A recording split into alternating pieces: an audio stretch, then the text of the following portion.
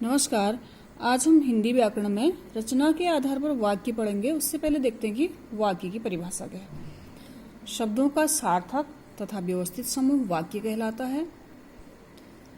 मोहन घर से बाजार जा रहा है।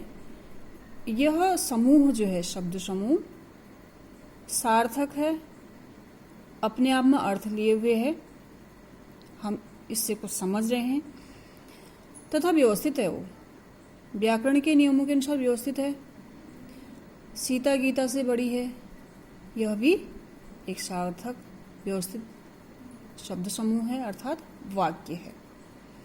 अगर इन शब्दों को हम आगे पीछे कर देते हैं या नियमों के अनुसार नहीं रखते हैं तो वह कोई अर्थ व्यक्त नहीं कर पाएगा या वह गलत अर्थ बताएगा। जो वाक्य कहना चाह रहा है वो उसकी जगह पर कोई दूसरा ही वाक्य अर्थ बताएगा उसका। सीता गीता से बड़ी है, अब हम गीता सीता से बड़ी है कह देते हैं, लेकिन है तो सीता बड़ी, तो वाक्य का अर्थ परिवर्तन हो जाएगा। अब वाक्य के अंग, वाक्य के दो अंग होते हैं। एक है उद्देश्य जो कि कर्ता होता है, क्रिया को करने वाला, तथा दूसरा विधेय। उद्देश्य जो है जिसके बारे में बात की जाती है, विधेय जो उद्देश्य के बारे में बताया जाता है। तो उपरोक्त वाक्यों में मोहन और सीता जो है उद्देश्य है और मोहन उद्देश्य है, घर से बाजार जा रहा विधेय है। इसमें विधेय वैसे क्रिया होती है कि वो क्या कर रहा है, घर से बाजार जाने का काम कर रहा है। वाक्य के भेद। वाक्य को दो आधार पर बांटा गया है, रचना के आधार पर या बनावट के आधार पर। उसके 3 भेद होते हैं। अर्थ के आधार पर 8 भेद होते हैं, जो हम पिछली वीडियो में पढ़ चुके हैं। अर्थ के आधार पर वाक्य। रचना के आधार पर वाक्य देखते हैं। पहला है सरल वाक्य, दूसरा है संयुक्त वाक्य और तीसरा मिश्र वाक्य। सरल वाक्य, इसमें एक उद्देश्य या एक से अधिक भी उद्देश्य हो सकते हैं, परंतु विधेय एक ही होता है। उद्देश्य तो एक या एक से अधिक हो सकते हैं, मगर विधेय एक ही होता है। विधेय यानी कि जो वाक्य में मुख्य क्रिया होती है वह एक ही होती है। इन वाक्यों में मुख्य क्रिया एक ही होगी, एक ही विधेय होगा। श्यामा घूम रही है, श्यामा इसमें उद्देश्य है, घूम रही है उसके बारे में बताया जा रहा है, विधेय है। गीता पढ़ रही है, गीता उद्देश्य है, पढ़ रही है विधेय है। अब आगे देखिए, सीता और गीता पढ़ रहे हैं, यहाँ पर 2 उद्देश्य हैं, 2 के बारे में बात की जा रही है, मगर वो काम एक ही कर रहे हैं, विधेय एक ही है, तो वाक्य सरल है। अगले में देखते हैं 3 उद्देश्य हो गए। मोहन, भावना और अभय बाजार गए। 3 उद्देश्य हैं मगर क्रिया एक ही है, तो यह भी सरल वाक्य है। गीता खाना खाकर सो गई, इसमें 2 क्रिया दिख रही हैं, मगर जो पहले वाली क्रिया है खाना खाकर, यह पूर्वकालिक क्रिया है, अभी दूसरी क्रिया की बात की जा रही है। सो गई मुख्य क्रिया है, इसलिए यह भी सरल वाक्य है।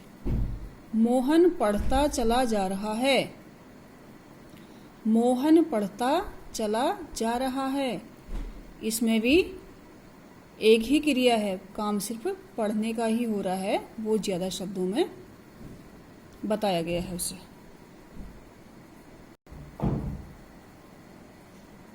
अगला है संयुक्त वाक्य, जो 2 या 2 से अधिक उपवाक्यों से मिलकर बनता है।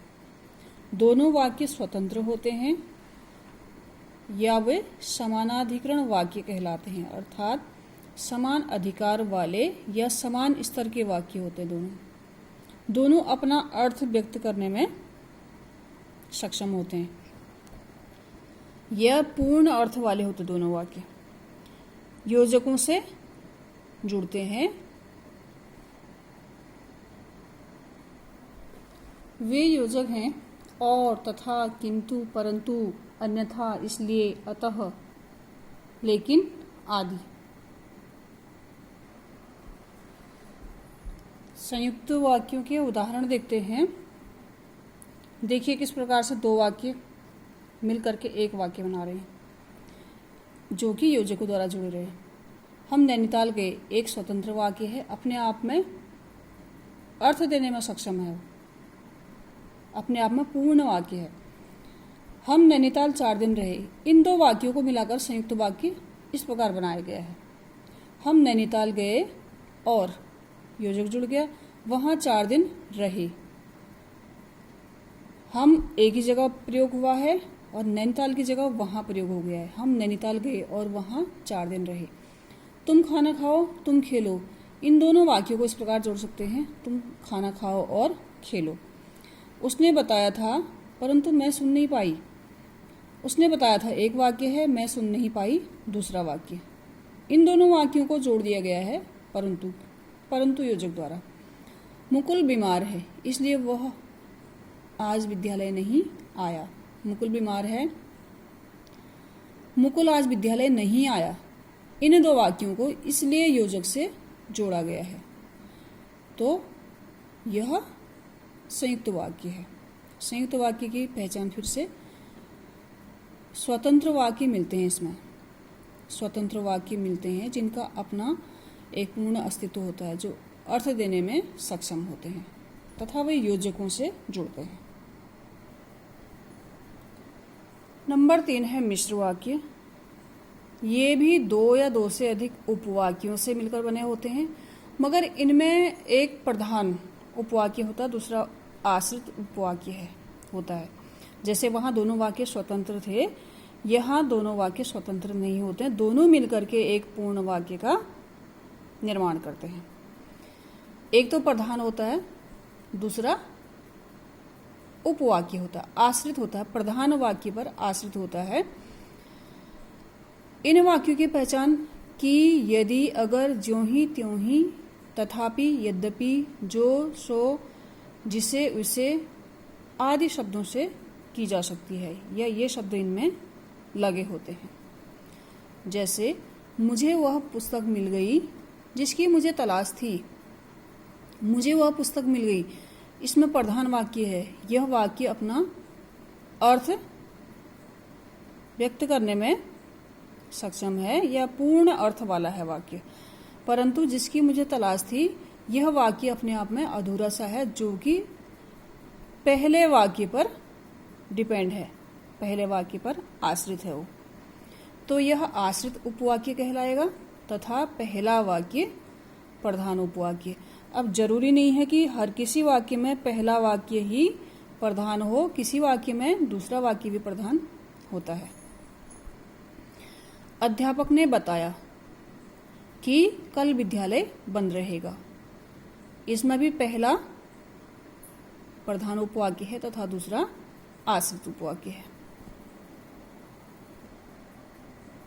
जो मेहनती होते हैं वे सदा सुखी रहते हैं। जो आदमी बीमार था वह चल बसा। तुम वहां चले जाओ जहां गाड़ी मिलती है, वह जरूर आएगा क्योंकि माँ ने बुलाया है। समय पर भोजन करो ताकि स्वस्थ रहो। इनमें भी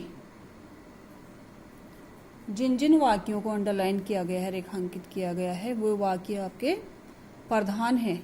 जैसे वे सदा सुखी रहते हैं, ये वाक्य प्रधान उपवाक्य है। यहाँ पर ये वाक्य प्रधान उपवाक्य है। यहाँ पर तुम वहाँ चले जाओ प्रधान उपवाक्य है। और इन वाक्यों में जहाँ जो ताकि आदि लगा हुआ है, ये वाक्य जो है,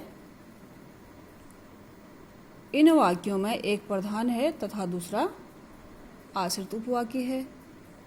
जैसे कि इस उदाहरण द्वारा देखते हैं, लास्ट वाले में समय पर भोजन करो, तो पूर्ण वाक्य है, पूर्ण अर्थ व्यक्त कर रहा है, ताकि स्वस्थ रहो। अगर हम सिर्फ इतना ही कहते हैं तो यह वाक्य अपना पूर्ण अर्थ व्यक्त नहीं करता है, तो यह आश्रित उपवाक्य है।